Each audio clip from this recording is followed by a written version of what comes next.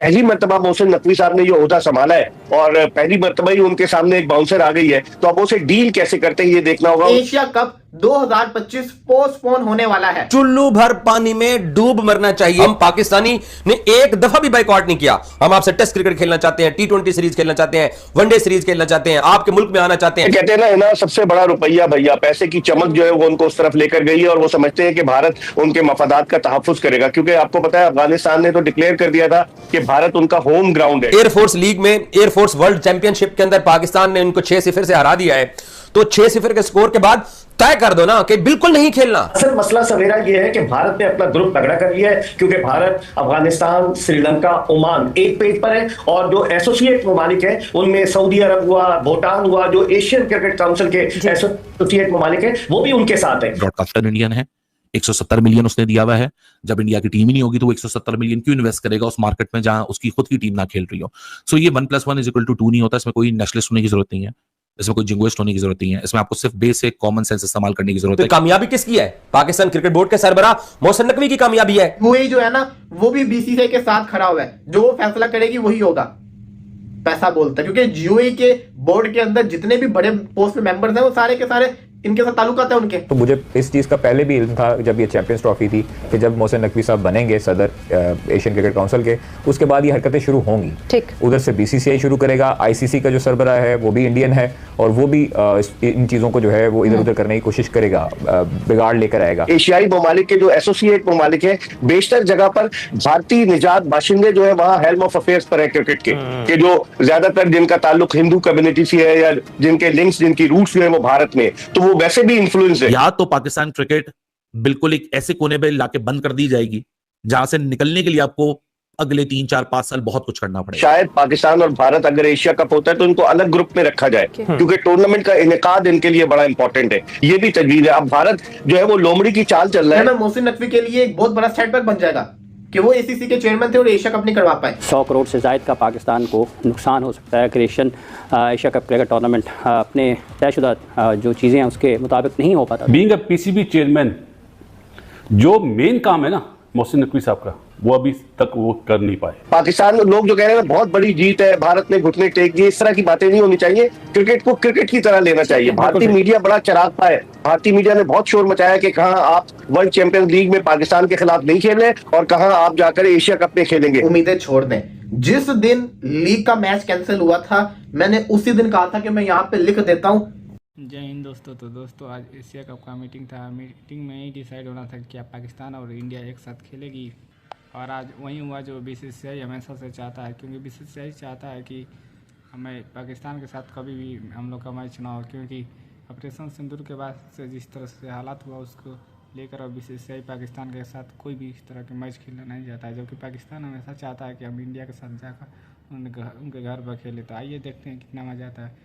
Video को like comment subscribe कर दिया करें। कप 2025 पोस्टपोन होने वाला है। अगर आपने समझा नहीं तो मैं आपको दोबारा बता दूं, एशिया कप जो है ये पोस्टपोन कर दिया जाएगा।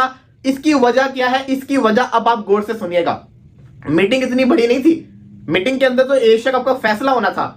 मीटिंग के अंदर तो ये फैसला होना था कि एशिया कप होना है कि नहीं होना, तो वो इसलिए मीटिंग अटेंड करने आ गए हैं। जो सबसे बड़ी वजह है, ऐसा कुछ भी नहीं होना था। इस लीग ने, वर्ल्ड चैंपियनशिप ऑफ लेजेंड्स की जो लीग है ना, इसने पाकिस्तान इंडिया की क्रिकेट को बर्बाद करके रख दिया है। ये बहुत बड़ा सेटबैक बन गया है। अगर यहां पे मैच हो जाता इंडिया वर्सेस पाकिस्तान का, अगले सारे मैचेस आराम से हो जाने थे। मसला ये बन गया है कि एक इंडियन प्लेयर ने जिद की कि मैंने पाकिस्तान के साथ नहीं खेलना, उसकी वजह से फिर 5 प्लेयर उसके साथ मिल गए और हुआ कुछ यूं है कि वो मैच नहीं हुआ। इस वजह से पूरे इंडिया के अंदर जितने भी वो क्रिकेटर्स थे उन सबकी बड़ी ज्यादा इज्जत भी हुई, लोगों ने पसंद भी किया, और वहां पे अब सिर्फ एक ही आवाज आ रही है, अगर हमारे लेजेंड्स ने नहीं खेला तो ये कैसे खेल सकते हैं? क्या आपको नहीं लगता? क्या प्लेयर्स देखते नहीं है सोशल मीडिया? क्या प्लेयर्स हर चीज नहीं देख रहे होते? इंडियन प्लेयर्स अब इस चीज के अंदर आगे हुए हैं कि वो ये सोचने में मजबूर हो चुके हैं कि हमें खेलना चाहिए कि नहीं।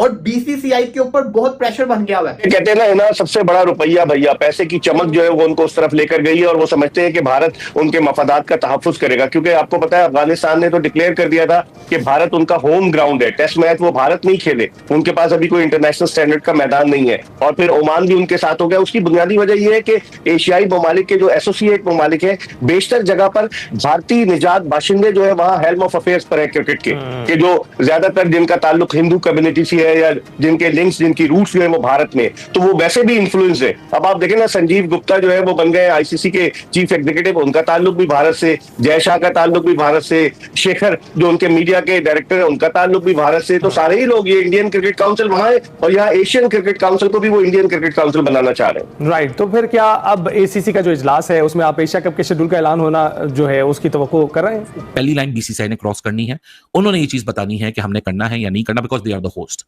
और होस्ट और no host, everybody knows that if India is not in the global tournament, that tournament holds no financial value. Tri nation वगैरह की बात अलग हो जाती है, वो हर बोर्ड खेल लेता है, लेकिन जो आप एशिया कप्स या वर्ल्ड कप्स वाली बात करें, क्योंकि ब्रॉडकास्टर इंडियन है, 170 मिलियन उसने दिया हुआ है। जब इंडिया की टीम ही नहीं होगी तो वो 170 मिलियन क्यों इन्वेस्ट करेगा उस मार्केट में जहां उसकी खुद की टीम ना खेल रही हो। सो ये 1+1 = 2 नहीं होता, इसमें कोई नेशनलिस्ट होने की जरूरत नहीं है, इसमें कोई जिंगुइस्ट होने की जरूरत नहीं है। इसमें आपको सिर्फ बेसिक कॉमन सेंस इस्तेमाल करने की जरूरत है कि सोनी पाकिस्तान का चैनल नहीं है, सोनी बांग्लादेश का चैनल नहीं है, श्रीलंका का चैनल नहीं है, अफगानिस्तान का चैनल नहीं है, सोनी इंडिया का चैनल है।